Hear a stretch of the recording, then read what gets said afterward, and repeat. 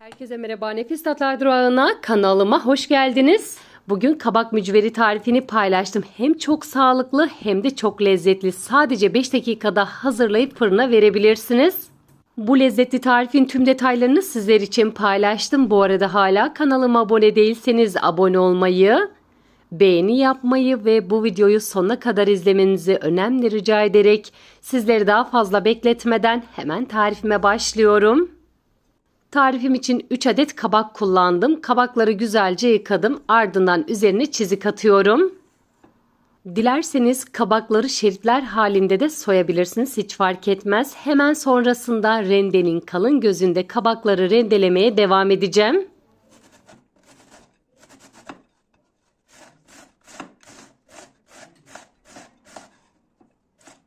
Kabakları rendeledikten sonra suyunu sıkıyorum. Burası da oldukça önemli. Mücverin içerisinde hamurlanma olmaması için.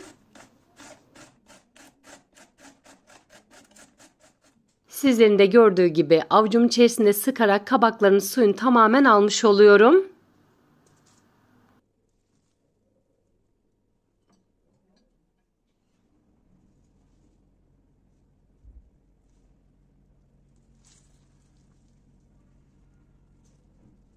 Hemen sonrasında bir adet orta büyüklükteki soyduğum patatesi de rendenin kalın gözünde rendeledikten sonra suyunu sıkacağım. Kabak ve patatesin içerisinde çok su olduğu için mücverde hamurlanma yapabilir. Mutlaka suyunu alalım.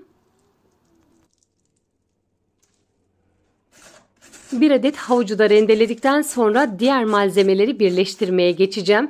3 adet yumurtayı kasenin içerisine aldıktan sonra güzelce çırpıyorum.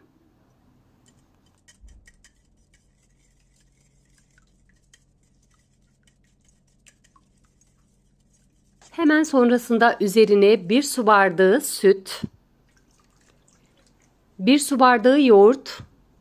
Bu arada ben el yapımı yoğurt kullandım. Dilerseniz hazır yoğurtlardan da kullanabilirsiniz.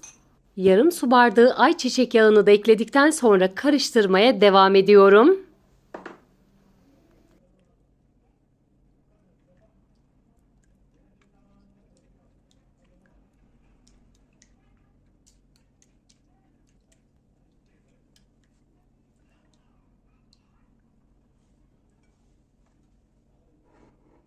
Bir paket kabartma tozu ve 1 tatlı kaşığı tuz ilave ediyorum.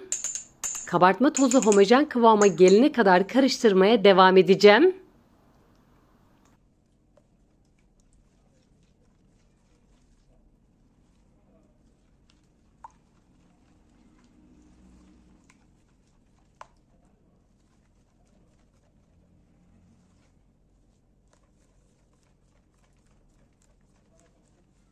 Ve şimdi tüm malzemeleri eklemeye başlıyorum. Rendelediğim kabak,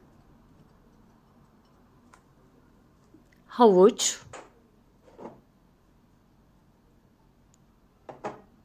patates, bir kase çökelek peyniri, bir kase yine rendelenmiş kaşar peyniri, yarım demet ince kıyılmış maydanoz, bir adet kapya biber ve bir adet yeşil biber ekliyorum. Bir tatlı kaşığı pul biber, bir çay kaşığı karabiber ekledikten sonra karıştırmaya başlayacağım. Bu arada dilediğiniz sebze çeşidini dilediğiniz miktarda kullanabilirsiniz.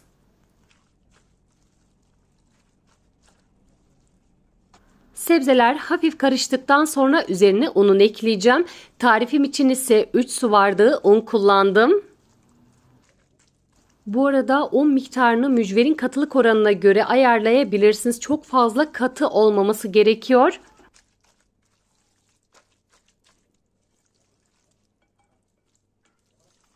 Buraya kadar gelen sevgili takipçilerimden yorumlar kısmına emoji olabilir, çiçek olabilir, tarifim hakkında farklı fikirlerde, farklı düşüncelerde bulunmak isterseniz benimle paylaşabilirsiniz. Evet, unun tamamını ekledim. İlerleyen dakikalarda sizlere mücverin yoğunluğunu da yakından göstermiş olacağım.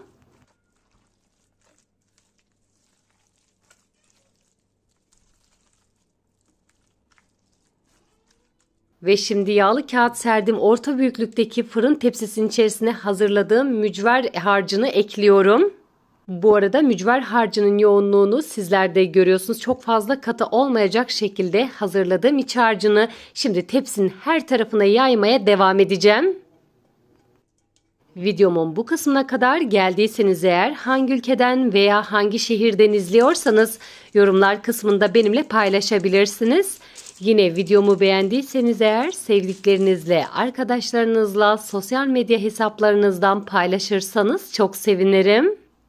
Aşırı lezzetli bir tarif, üstelik çok sağlıklı. İçerisine bolca sebze ve peynir ekledik. Üstelik bolca yağda kızartmaya hiç gerek yok. Dakikalar içerisinde bir tepsi dolusu mücver hazırlamış olacağız. Aşırı lezzetli bir tarif, ister kahvaltıya, ister misafir sofrasına, isterseniz 5 çayına gönül rahatlığıyla tarifimi deneyebilirsiniz. Lezzet garantisi veriyorum. Umarım denedikten sonra sizler de çok beğenirsiniz. Tarifimi deneyen arkadaşlarım sonucu benimle paylaşırsanız çok sevinirim. Mücveri hazırladım. Hemen fırına göndereceğim. Dilerseniz üzerini çörek otu ve susamla da süsleyebilirsiniz. Hazırladığım mücveri önceden ısıtılmış 170 derecelik alt üst ayar fırında pişiriyorum. Bu sırada lütfen kontrollü olalım. Her fırın aynı değildir. Değişkenlik gösterebilir. Mücverin altı ve üstü nar gibi kızarana kadar pişirdikten sonra hemen fırından alalım. Mücveri fırından aldıktan sonra ilk 5 dakika boyunca kendi sıcağının geçmesini bekledim. Şimdi dilimler halinde kestikten sonra ise servis için hazırlayacağım. Sizlere de iç dokusunu yakından göstermek istiyorum. Burada dilimleri kendiniz göz kararı ayarlayabilirsiniz. Dilediğiniz büyüklükte kesebilirsiniz, hiç fark etmez.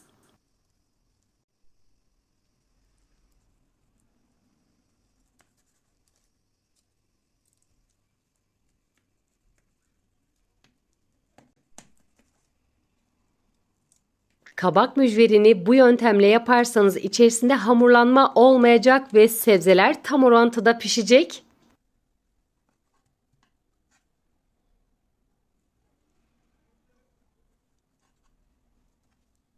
Evet, görmüş olduğunuz gibi kabak mücverimiz artık hazır. Ne kadar güzel kızardığını, ne kadar güzel piştiğini sizler de görüyorsunuz. Bir de şöyle iç dokusunu sizlere yakından göstermek istedim. Sizlerin de gördüğü gibi iç dokusunda ise asla hamurlanma olmadı.